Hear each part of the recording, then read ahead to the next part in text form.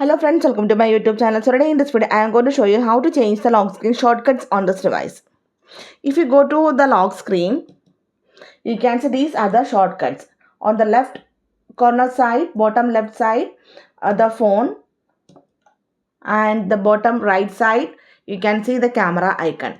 So let me show you how to change this one. For this, press and hold the lock screen.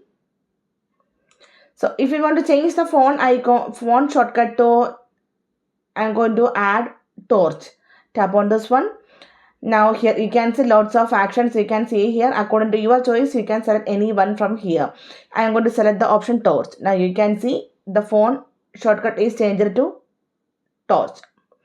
In case if you want to remove the shortcut from here, just tap on this one, select the option no app. Okay, so simply in this way we can change the lock screen shortcut on this device. So hope you guys enjoy this video. Thank you for watching. Thank you. Bye bye.